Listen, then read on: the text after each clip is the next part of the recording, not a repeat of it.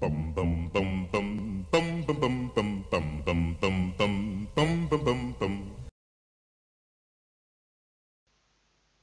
Hello, and welcome to Hospitality Class. This module is designed to give you a general overview of the subject. In this module, there are 7 lessons: rules and policies, the things you will need for this subject, some information on theory classes and practical classes, some information on what this subject actually is, what we do in the way of assessments, what you will learn, and some information on work placement.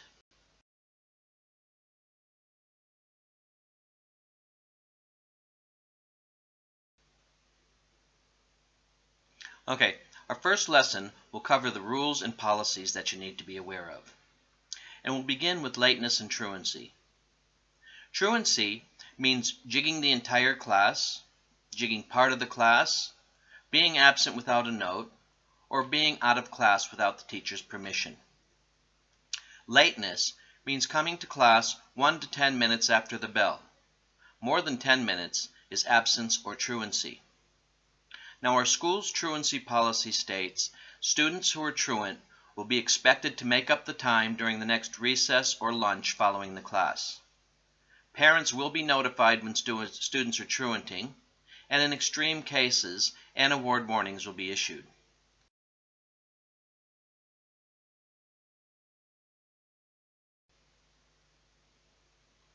Students are expected to be on time, fully prepared and ready to participate in all lessons, both theory and practical. Now, sometimes you might not like a particular dish that the class is preparing, but you're expected to participate in the lesson anyway. Your participation in cleaning is just as important, if not more so, than the cooking.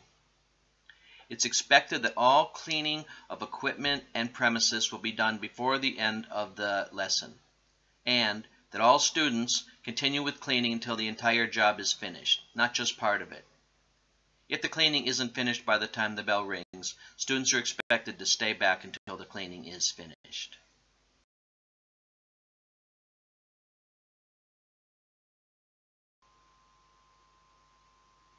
Lessons in the computer room will be focused on theory topics. You'll be expected to sit at tables in the middle of the room during these lessons and not to use the computers until you're directed by the teacher. Computers may only be used for the task the class is working on unless specific instruction and permission is given by the teacher.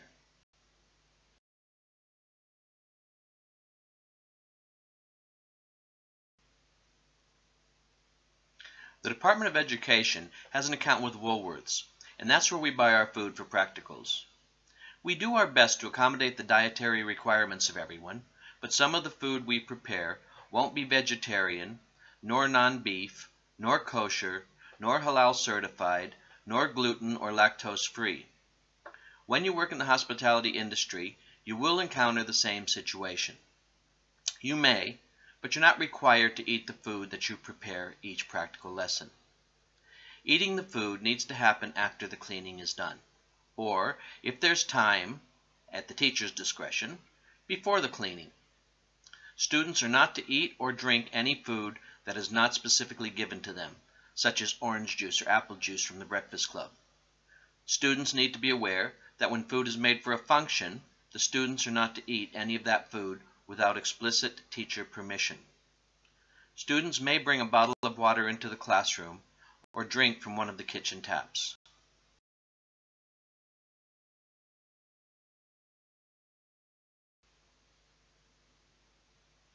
Students will not be allowed out of class to get a drink from the bubblers, or because the onions are hurting my eyes, or because I don't like the smell, or because the room's too hot, or any other non-serious reason.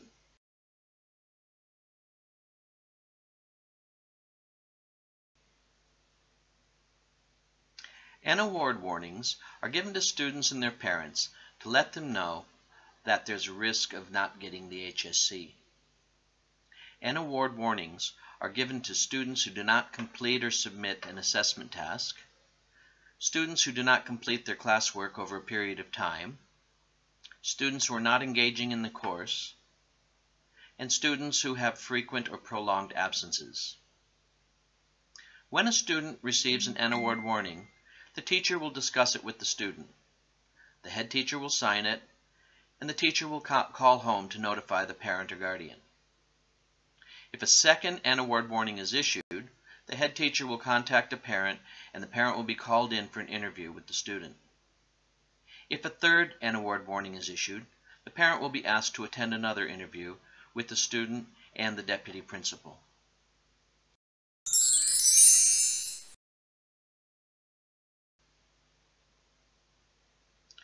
Our second lesson is about what you will need for this subject.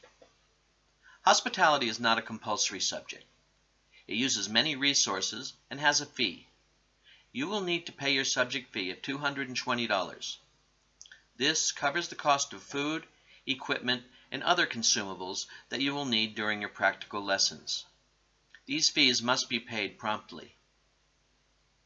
You'll need to purchase a uniform for $50 by the end of week 7. The cost of this uniform has been subsidized by $30. The students from last year raised extra money from function work to help pay for your uniform. You will do the same for next year's class. The uniform jacket, hat, and apron should be worn for each practical lesson.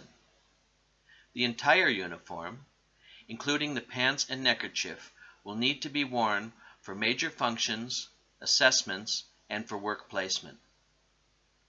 You will get a hat and an apron with your uniform. If you happen to forget them one week for a practical lesson, you may hire one for 50 cents. If you wish to take your food away with you, you may purchase a container for 50 cents. You will also need a document wallet to keep all of your booklets and papers in, as well as a display folder to begin collecting evidence for your Cluster E assignment that I'll explain later. Finally, you'll need to bring earbuds because many of the lessons will be on Google Classroom and they contain audio.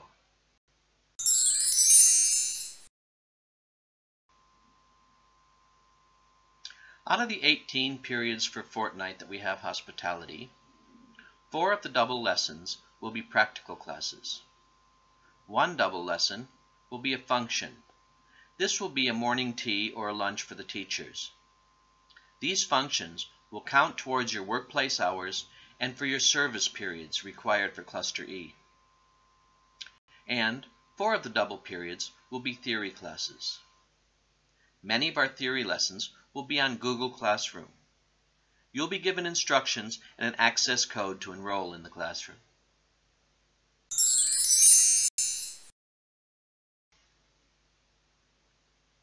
So what actually is the VET hospitality course? This hospitality course is designed to train you to work in the hospitality industry. More specifically, in a commercial kitchen. This area of hospitality, kitchen operations, focuses on back of the house or food production. Like your other subjects, hospitality will contribute towards your HSC and ATAR, and it is worth 2 units. But hospitality is also a VET course, which means you'll get a Certificate 2 TAFES qualification if you complete it successfully. If you do not wish to use your hospitality subject for your HSC or your ATAR, you're not required to sit for the HSC examination. There are 3 assessments and 70 hours of work placement that contribute to the HSC mark. The assessment marks will be from a written preliminary final examination, a practical half-yearly HSC examination, and a written trial HSC examination. To get your Certificate 2, you will need to complete 6 cluster assignments, which include both theory and practical assessments. The assessments are competency-based, which means you don't get a mark for them. They are determined by whether or not you can fulfill the requirements of the task. Can you do it? Yes or no. For example, I won't give you a 70% or an 80% in chopping an onion properly. Can you chop the onion properly? Yes? Can you not chop it properly? No. Google Classroom will be used for many of the theory lessons. You'll be expected to check it regularly for missed lessons and for revision.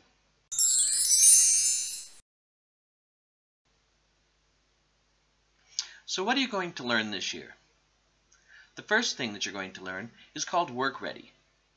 Work Ready will give you the information that you need to begin your work placement. There are 6 cluster units in this course. They're labeled A through F. Each cluster consists of 2 or 3 specific units. In Cluster A, you'll learn about personal safety and hygiene.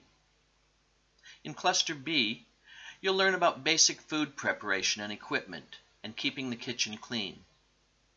In Cluster C, you'll learn about keeping food safe to eat and basic cooking methods.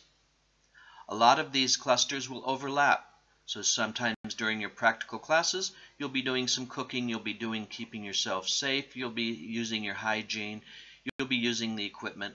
All of those types of things will be counted towards your assessments.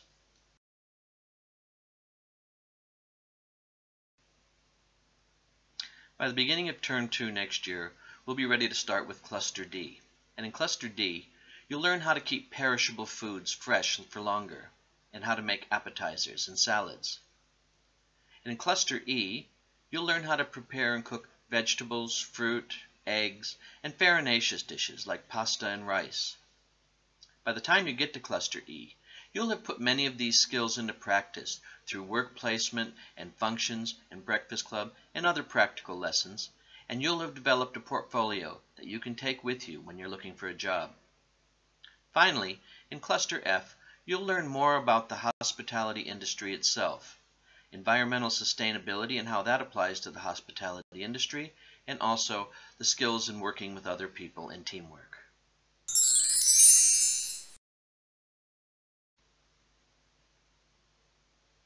You'll need a total of 70 hours of work placement to fulfill the requirements of this course. These can be achieved by selecting any 2 of these choices. External work placements will be offered by the Department of Education. If a student wishes to find their own work placement, special forms must be completed.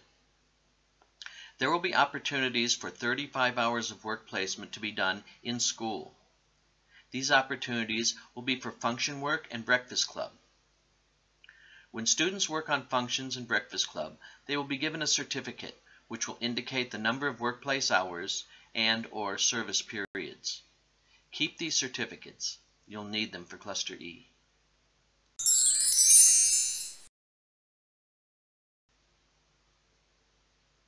Now let's check to see what you've learned in this module. Click on the link and you'll be taken to an online quiz. Enter your name and the access code. You'll be given 30 minutes to complete the quiz. The results will be sent to the teacher.